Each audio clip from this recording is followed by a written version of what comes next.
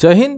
বাংলাদেশৰ যিটো কণ্ডিশ্যন চলি আছে সেইটো সকলোৱে গম পাইছে, কিন্তু বাংলাদেশ আমাৰ কাৰণে মূৰ কামৰণি হয় মেইনলি, বিশেষকৈ আমাৰ অসমীয়াখিনিৰ কাৰণে। অসমত বহুত বেছিকৈ প্ৰব্লেম হ'বলৈ গৈ আছে। মই কালিও কৈছিলোঁ, ইমান সহজ নহয় বাংলাদেশৰ যিটো ছিটুৱেশ্যন হয়। যদি কণ্ট্ৰল হয় খুব ভাল কথা, আৰু যদি কণ্ট্ৰল নহয় তেন্তে আমাৰ অসমীয়াৰ কিন্তু বহুত বেয়া দিন আহি আছে। বেয়া দিন আপোনালোকে দেখিছে আৰম্ভ হৈ গৈছে, আৰু যে বাংলাদেশত যদি এনেকুৱা কণ্ডিশ্যন চলি থাকে নহয়, বহুত বেয়া হ'বলৈ গৈ আছে।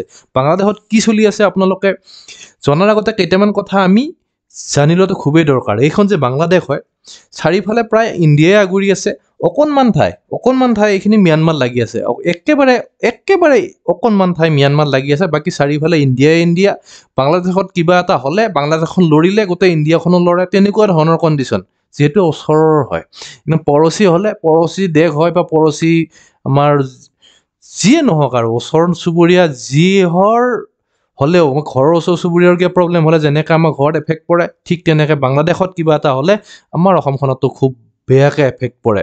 কাৰণ মেইন চাৰিখন ৰাজ্য অসম হ'ল, ত্ৰিপুৰা হ'ল, মিজোৰাম হ'ল আৰু পশ্চিমবংগ গোটেই লগতে লাগি আছে। আৰু লগত এইখনো লাগি আছে ম্যানমাৰত এনে কণ্ডিশ্যন বেয়া, ম্যানমাৰলৈ যাব কোন? ম্যানমাৰলৈ কোনো নাযায়, চব আহি কিনে আমাৰ অসমৰ ফালে বেছিকৈ আহিব। ঠিক তেনেকৈ পশ্চিমবংগৰ ফালে বেছিকৈ আহিব। আজি পশ্চিমবংগৰ ল'ৰাজনৰ লগত কথা পাতিছিলোঁ মই, তেওঁ কৈছে পশ্চিমবংগৰ ফালে বোলে খুব ছিকিউৰিটি, খুব বোলে BSF দি থৈছে।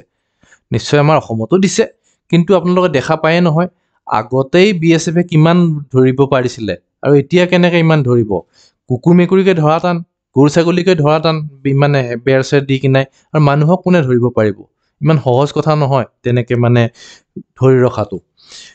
গতিকে মই কেইটামান আপোনালোকক টুইট দেখুৱাম, হিমন্ত বিশ্ব শৰ্মা ছাৰৰো টুইট কেইটামান দেখুৱাম মই আপোনালোকক। সেইখিনিলৈকে মই আপোনালোকক লৈ গৈ আছোঁ। কিন্তু পোনপ্ৰথমে এই বাংলাদেশখন যিটো বাউণ্ডেৰী শ্বেয়াৰ কৰি আছে, সেই বাউণ্ডেৰীটো চবতকৈ দীঘল বাউণ্ডেৰী হয়। ইণ্ডিয়াই পাকিস্তানৰ লগতো ইমান দীঘলকৈ বাউণ্ডেৰী শ্বেয়াৰ কৰি থকা নাই, না চাইনাৰ লগত আছে। আমি ভাবোঁ চাইনাৰ বাউণ্ডেৰীটো কিজানি সকলোতকৈ দীঘল হ'ব, কিন্তু নহয়।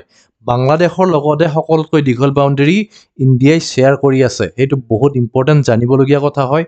4096 কিলোমিটাৰ। চাওক, এইখিনিৰ পৰা এইখিনি কিমান BSF থাকিবহে, কিমান BSF লাগিব তাতে কওকচোন বাৰু।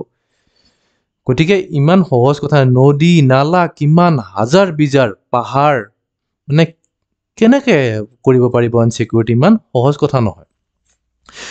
গতিকে বাংলাদেশত একচুৱেলি এতিয়া বৰ্তমান ঘটি কি আছে, আমাৰ যিজন ইণ্টাৰিম চৰকাৰৰ হেড হয়, আমাৰ ইউনুছ ডাঙৰীয়াই বৰ্তমান বহুখিনি ষ্টেপ ল'বলৈ আৰম্ভ কৰিছে। কিন্তু মই কালি কৈছিলোঁ আপোনালোকক, ইউনুছ ডাঙৰীয়া কি হয়, বহুত দুৰ্বল হয়। তেওঁ পলিটিক্স ইমান নাজানে। তেওঁ কি হয়, জ্ঞানী মানুহ হয়, নবেল প্ৰাইজ পোৱা মানুহ হয়, আৰু এই পঢ়া শুনা এই বিষয়ত তেওঁ এক্সপাৰ্ট হয়। কিন্তু তেওঁ পলিটিক্সত এক্সপাৰ্ট ইমান নহয়। গতিকে পলিটিক্স তেওঁ কেনেকৈ কৰিব, কেনেকৈ নকৰিব, সেইটো আমি চাই থাকিবলগীয়া কথা হ'ব। ইমান সহজ কথা নহয় পলিটিক্স কৰা। পলিটিক্স ডাঙৰ এজন লিডাৰ হ'লে তেতিয়া আমি মানিব পাৰিলোহেঁতেন যে ছিটুৱেশ্যনটো আৰামত সহজত কণ্ট্ৰল কৰিব পাৰিব।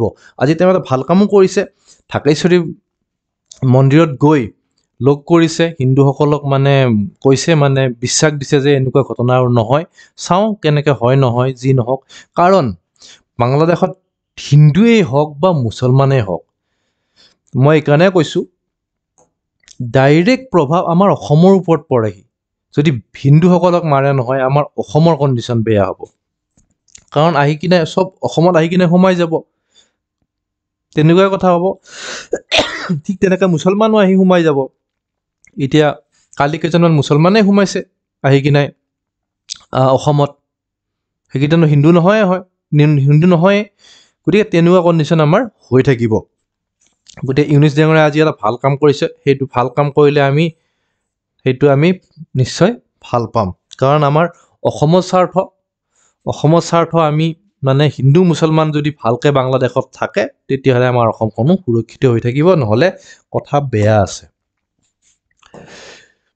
গতিকে এটা কথা ক'বলৈ মই আপোনালোকক ৰৈ গৈছিলে, এই ছেণ্ট মাৰ্টিন আইলেণ্ড বুলি এখন আইলেণ্ড আছে, বাংলাদেশত যেনেকৈ আমাৰ আন্দামান নিকোবৰ দ্বীপপুঞ্জ লক্ষাদ্বীপ এনেকুৱা ধৰণৰ যে থাকে বাংলাদেশতো বহুত আছে তেনেকুৱা তাতে চেণ্ট মাৰিন আইলেণ্ড এখন প্ৰখ্যাত হয় সৰু হয় একেবাৰে সৰু হয় কিন্তু এইখন ঠাইক হেনো আমেৰিকাক লাগে বুলি বহু বছৰৰ পৰা মানে চলি আছে আমেৰিকাই চেষ্টা কৰি আছে কিন্তু শ্বেখ হাছিনাই নিদিয়াৰ বাবে আমেৰিকাই পলিটিক্স কৰা বুলি শ্বেখ হাছিনাই দাবী কৰিছে আৰু কথাটো নোহোৱাও নহয় কাৰণ এইটো এনেকুৱা এটা ষ্ট্ৰেটেজিক লোকেশ্যন হয় এইখিনি ঠাইৰ পৰা চাৰিওফালে ইণ্ডিয়া হ'ল চাইনা হ'ল ম্যানমাৰ হ'ল শ্ৰীলংকা হ'ল মানে এই দেশখনৰ ওপৰত নজৰ ৰখাটো অতিবাদ সহজ কথা হৈ যায় যদি আমেৰিকাই ইয়াত আহি কিনে এটা মিলিটাৰী বেছ বনাই দিব পাৰে কিন্তু সেইখিনি পাৰ্মিশ্যন নিদিয়াৰ কাৰণে শ্বেখ হাছিনাই আঁতৰিব লগা হ'ল বুলি তেওঁ দাবী কৰিছে আৰু কথাটো নোহোৱাও নহয় যেন আমাক লাগে মই আপোনাক কালিয়ে কৈছোঁ মিডিয়াৰ ওপৰত মানে বিশ্বাস কৰাটো খুব টান কাম মিডিয়া চাব আপোনালোকে কেইটামান মিডিয়া এনেকুৱা হয় কেইজনমান আছে ধ্ৰুৱ ৰাঠি হ'ল আৰু কি হ'ল দেশভক্ত হ'ল আৰু আমাৰ যে NDTVৰ পৰা ওলাই যোৱা ৰবিশ কাপুৰ এওঁলোকৰ মতে বাংলাদেশত বিশেষ একো কথাই হোৱা নাই তেওঁলোকৰ যদি আপোনালোকে চাই বাংলাদেশত বিশেষ একো কথা হোৱা নাই বেছিভাগেনো ভুৱা বাতৰি কিন্তু সেইটো কথা একদম মিছা কথা তেওঁলোক মানে অলপ তেনেকুৱাই কিন্তু আকৌ যদি আপোনালোকে আজতক চালে সুধীৰ চৌধুৰী ৰজত শৰ্মা এইসকলক যদি আপোনালোকে চাই তেতিয়া বাংলাদেশত ইমানেই মানে মাৰাকাটা হৈছে আপোনালোকে বিশ্বাস কৰিবলৈ টান পাব গতিকে এনেকৈ চবকে মানে আপোনালোকে যদি চাই নিউজ মানে আপোনালোকে কাক বিশ্বাস কৰিব কাক বিশ্বাস নকৰিব লাগি যায় গতিকে কথাবোৰ অকণমান লজিকেলি ভবাটো খুব দৰকাৰ হৈ যায় আমি কথাবোৰ লজিকেলি ডিছকাছ কৰিব লাগে তেতিয়াহে সঁচা কথাবোৰ একচুৱেলি ওলাই আহে গতিকে আমি কেইটামান ভিডিঅ' চাম বিশেষ ভিডিঅ' একচুৱেলি চাওক কেন আমরা ভারতে কেন দেবো আমরা ভারতের নাগরিক না আমরা বাংলাদেশের নাগরিক দেশের জন্য আমাদের ফ্যামিলিও কাজ করছে মানে বাংলাদেশের পক্ষ থেকে আমরা বারবার বৈষম্য বিরোধী আন্দোলনের প্রশ্ন তুলি বৈষম্যের কথা তুলি কিন্তু আসলে বৈষম্য দেশে এখনো আছে তা ঘাটে স্কুল কলেজে মালায়াম বলে আমাদের গালি দেওয়া হয় কেন বাপ দাদাদের আমাদের ভারতে কেন দেবো আমরা তো ভারতের নাগরিক না আমরা বাংলাদেশের নাগরিক গতিকে এইটো ভিডিঅ'ত যে কৈ আছে এইটো ভিডিঅ'ত একচুৱেলি হিন্দু ছোৱালীৰ ওপৰত বা হিন্দু ল'ৰা ছোৱালীৰ ওপৰত কিমান টৰ্চাৰ হয় কেনেকৈ তেওঁলোকক কোৱা হয় বাৰে বাৰে তোমালোক ইণ্ডিয়ালৈ গুচি যোৱা তোমালোক ইণ্ডিয়ালৈ গুচি যোৱা আমাৰ অসমত তেনেকুৱা নহয় আপোনালোকে এইটো মই কালিয়ে কৈছোঁ এটা যদি মানে আপোনালোক যদি বুদ্ধিমান মানুহ হয় মোৰ ভিডিঅ' চাই আছে আপোনালোকে যদি মুছলিমো হয় বা হিন্দুও হয় মই এটা কথাই কৈ থৈ দিওঁ যদি আপোনালোকৰ মূৰত মাল আছে তেতিয়াহ'লে ডাঙৰ ডাঙৰ মানুহৰ কথাত একদম নিজৰ মূৰটো গৰম কৰি নিজৰ গলটো কটাই নল'ব গৈ কিনে তেনেকৈ কি হয় কমিউনেল ৰায়টত কি হয়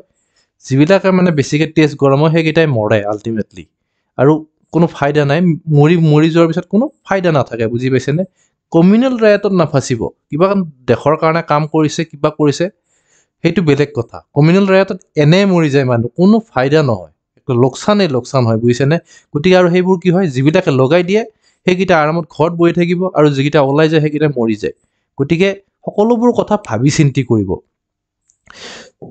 এওঁৰ মতে কি হৈছে মানে তেনেকুৱা কৰে তেনেকুৱা একচুৱেলি হ'ব নালাগে আজি ঢাকেশ্বৰী মন্দিৰত গৈ ইউনিছ চাহাবে যিখিনি মানে সাহস দিছে সেইখিনি ভাল কথা আমি চাই আছোঁ মানে অসম বন্ধ হওক ৰাইট আৰু আমাৰ অসমখনো ছেফ হওক সেজন্য আমাদের ফ্যামিলিও কাজ করছে স্কুল কলেজে মালায়াম ভারত থেকে কেন বাদ দেশ এটা কেমন কথা ভারতের নাগরিক এইটো চাওক ঢাকেশ্বৰী মন্দিৰৰ সন্মুখত মানে মুছলমানেও পহৰা দি আছে সেইটো ভাল কথা হয় যদি কিন্তু আকৌ হিন্দু ছাত্ৰসকলৰ মতে কি হয় এইবোৰ এনেই মানে দেখুৱাবৰ কাৰণেহে ফটো তুলিছে চাওক বডি লেংগুৱেজটোৱে অকণমান চাওক এইটো এনেই তুলিছে সঁচাই তুলিছে এইটো ময়ো ক'ব নোৱাৰিম হয়তো মই স্পেচিয়েলিষ্ট বডি লেংগুৱেজ পঢ়া মানুহ হয়তো ক'ব পাৰিব এওঁলোক দুজন আৰামত বহি আছে এওঁলোক দুজন এনেকৈ থিয় হৈ আছে হ'ব পাৰে আৰু হয় যদি খুব ভাল কথা হয়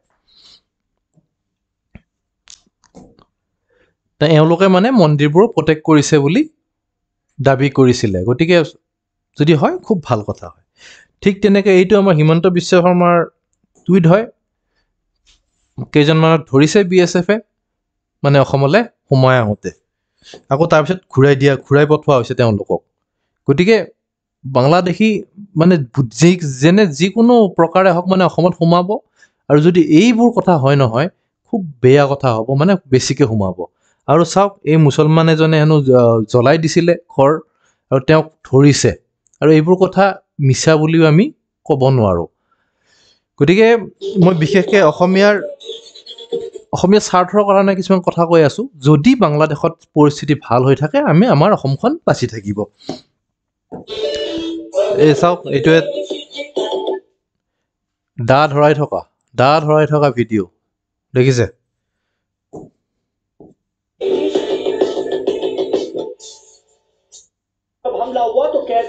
তাৰপিছত ইস্কন টেম্পলত আক্ৰমণ হৈছে, সেইটোৰ ভিডিঅ' হয়। জানামানা নিউজ চেনেল TV9ৰ পৰা প্ৰচাৰ কৰা ভিডিঅ'। এইটো ফেক ভিডিঅ' কেনেকৈ হ'ব নহয় জানো? গতিকে এই কিছুমান ঘটনাটো ঘটি আছে, আৰু এই ঘটনাবোৰ যদি বন্ধ হয় তেতিয়াহ'লে খুব ভাল কথা হয়, আৰু আমিও ভাল পাম, গোটেই অসমৰ মানুহে সেইখিনি কথা ভাল পাব।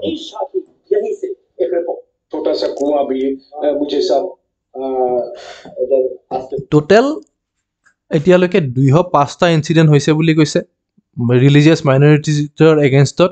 গতিকে যদি তেনেকুৱা হয় খুব বেয়া কথা, আৰু যদি এতিয়াৰ পৰা যদি সেইবোৰ বন্ধ হয় খুব ভাল কথাই হ'ব, আৰু আমিও এটা স্বস্তিৰ নিশ্বাস ল'বলৈ আমি সক্ষম হ'ম।